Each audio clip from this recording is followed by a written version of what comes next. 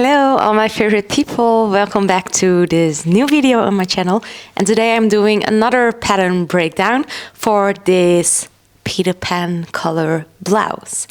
And with pattern making, what you do is make a lot of small decisions. So the outcome of my pattern is based on the small decisions that I made for the pattern. So for example, the width of the collar, the width of my blouse, everything made the pattern look like how it did when I made the pattern and drafted it.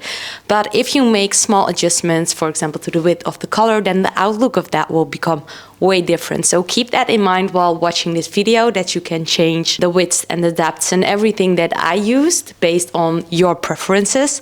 The goal of this video really is to give you an idea of what it's like to draft patterns, how to do it, how you can think about them. And I really hope that you take this into practice. Maybe start with practicing on scale, so on small little pieces, and try to draft things and see what that would look like when it's finished and sewn together. So that is a tip that I have up front. Other than that, let's dive into the video, because I rambled a lot and talked a lot about pattern making, and I hope you enjoy watching it. Get into drafting. So first start with tracing your basic blocks to have your starting point, to have your lines, to have your curves, so that you don't have to come up with everything. That's why I really like to work with my basic blocks. And what we want to do first, because I want it to be slightly more loose fitted, this is my basic block, but what I want for this one is I don't want the waist dart, because I like a bit more a loose fitted look. I will keep the boost dart because I always like the depth in the pattern that it gives me there. So first thing first, just cancel the waist dart. You can do that because that is an addition to the original pattern, which just has more room. Then I start by adding length. So I want my blouse to be 50 centimeters, and this number comes from experience. Plus, what I also really like to do is base it off clothes I already have that I know that fit me well. For example, this jacket is 50 centimeters length, and I really like the length of it, so I'm going to reuse that in a pattern that I'm drafting for myself. So here will be my new waistline, like that.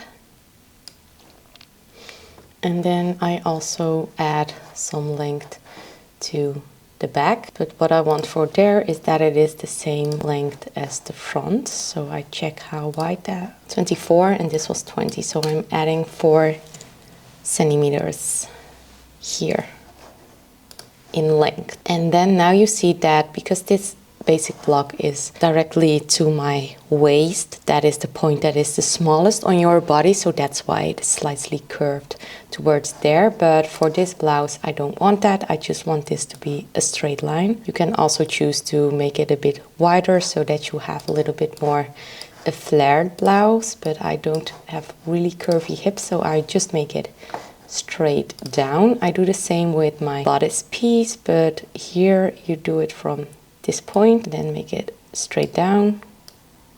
So let's just keep it like this. Extend this so that it fits here. So first thing done, adding the length. Then I also want to add some more width. Yes, I made it straight, but I like it to be wide. And I also want a little bit more a wide shoulder seam. And the shoulder seam, in my opinion, on a blouse, it looks better if it's a bit higher and doesn't feel as flat. So what you want to do is measure up and measure 2.5 to the side. And no, that's too much, 1.5, sorry. And that is where I want my new shoulder point to come out. And I do the exact same thing on the front.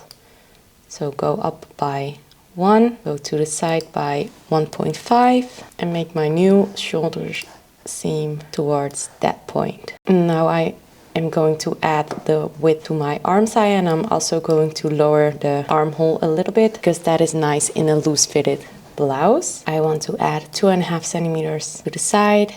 This is again based on using clothes I have in my closet that I know fit me really well. So you can do the same with that. And I also wanted to lower it 2.5. I lower it a lot. That fits nice. Because I adjusted the side seam already, I will recheck it once I did all the other adjustments once again. And same with the shoulder seam and the side seam. Those are the things that I adjust first thing, but I check last thing, if that makes sense, because they should line up. And I have so making a new arm side, using the old one as a guide on how I want it to look. This is not going to look well, so again,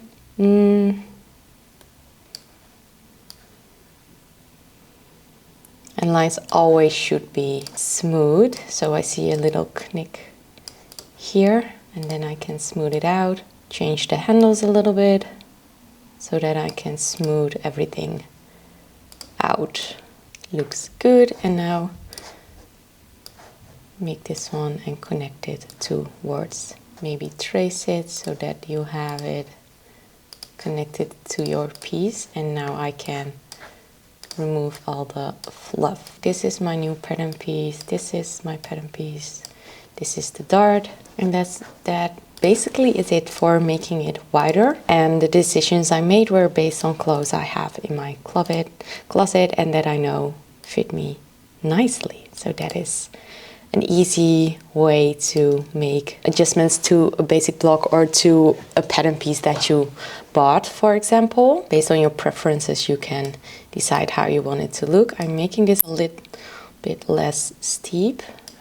And because I widened the shoulder a little bit and I widened the arm side, I also need to adjust the sleeve so that it fit into my bodice piece, because otherwise it will not line up. Then the next thing I'm going to do, because I'm going to add a collar, I'm going to deepen the neckline a little bit, because otherwise it will be really high in your neck, and yeah, that's not really nice. I always start with 0.5 centimeter here and then 1 centimeter here. And just for reference, I'm a size XS. So those are the measurements that I use for my body. 0.5 centimeter here and 1 centimeter, so that I have room to breathe.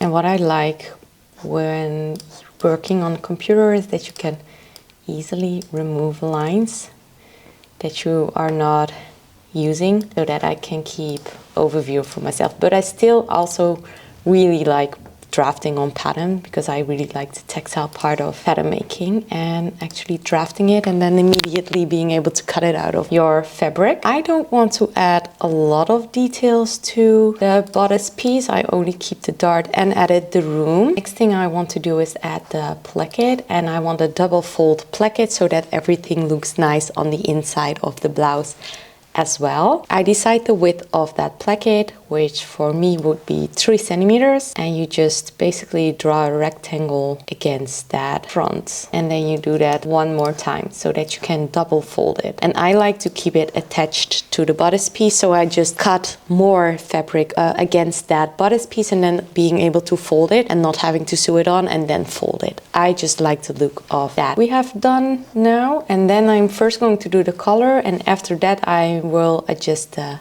sleeves. For the collar, what you want to do, also when you're drafting this on paper, you are going to line up the shoulder seams, and that is also a nice way to check if they line up, which probably is not the case for me because I was a bit rough in my sketching. So I'm connecting those two together, and I see that this one is a bit wider, so I will just immediately adjust that so that everything looks good. And now what you want to do is make a guideline of 2.5 centimeters down here to overlay it, because when you have your collar on your piece, then it overlays a little bit because of your shoulders and the way it folds over it. So you always want to layer them a bit over each other on your neck. So like that. And now I can draw my color literally inside pattern pieces, so I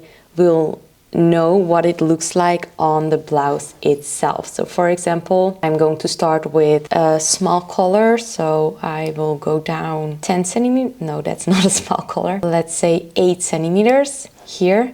And I also want it to be 8 centimeters at the shoulder here.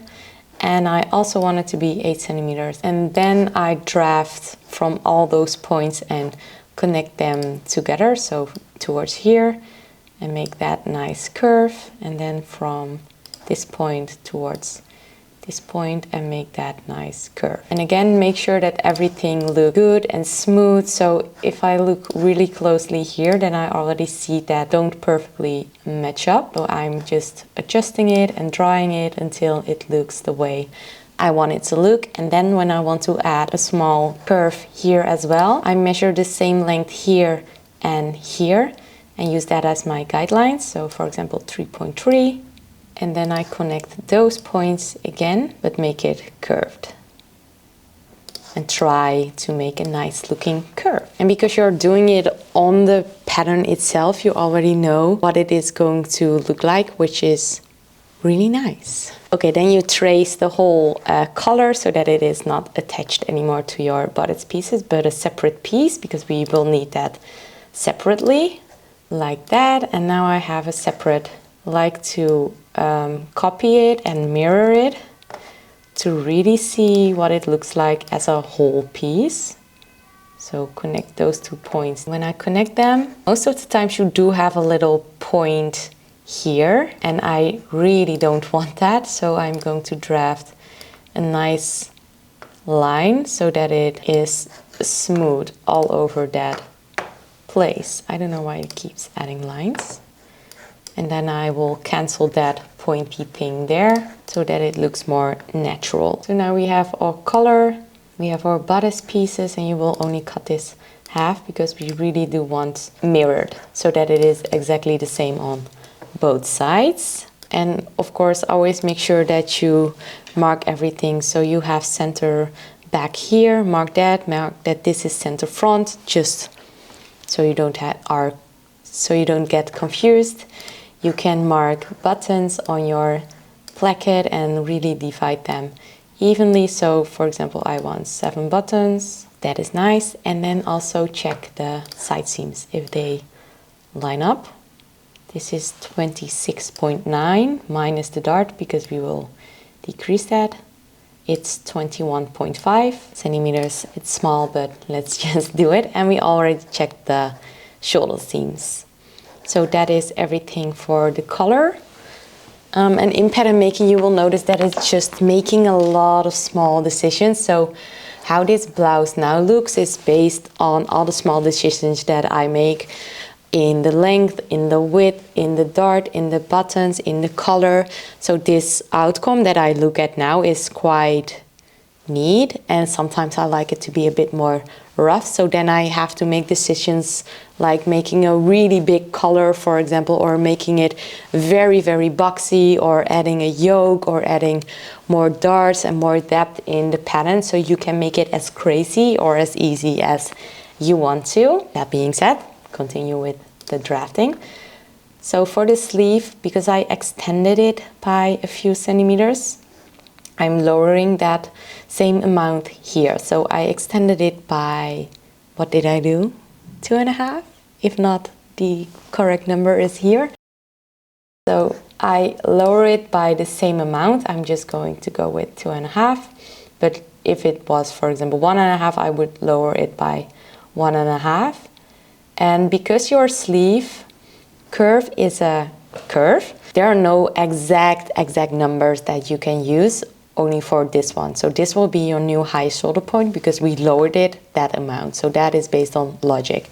But the rest of it, the extension, because we lowered the arm side, is more based on, okay, how can I come to that point while making a new arm side? So for example, I'm lowering it by 1 and then changing it by 2.6, and that is based on the adjustments that I did on the bodice as well, but the outcome will be different because this is a different curve. And I'm just going to try and make it fit the bodice piece until I have the right number, if that makes any kind of sense. So then I get this tool, or you can get your French curve and are connecting this point to this point and then to this point. So really making a new draft of your arm side.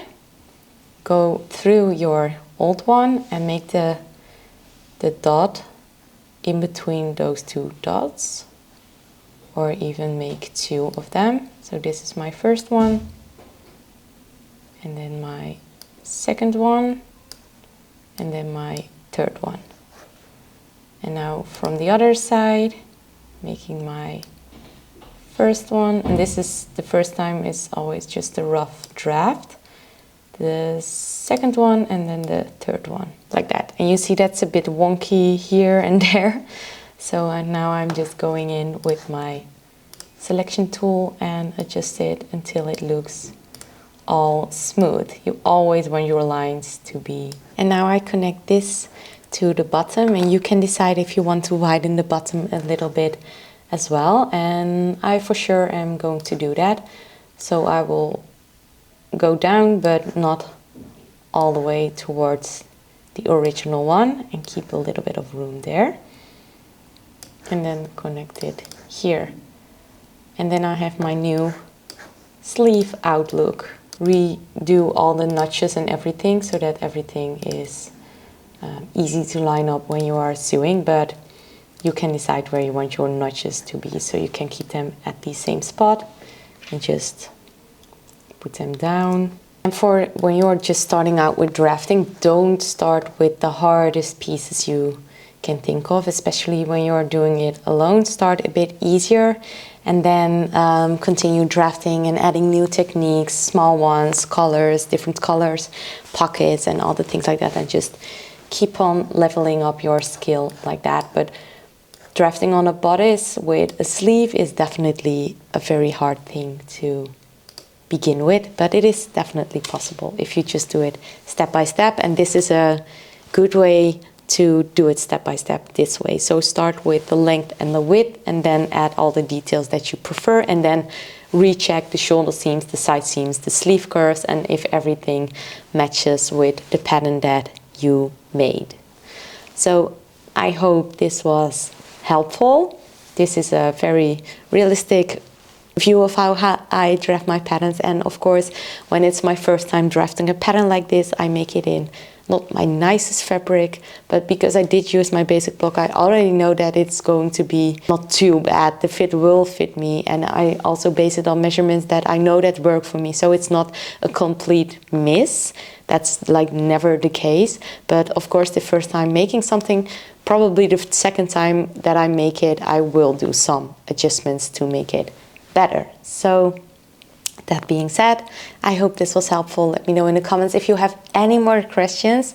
Feel free to reach out to me on Instagram or in my community with those questions, or if you have any questions about pattern making. I also have a course that I give about pattern mastery, where I teach you how to make your basic blocks, how to adjust them, how to design, how to become confident in making your own patterns, and yeah, create your dream clothes, so you can do it together with me.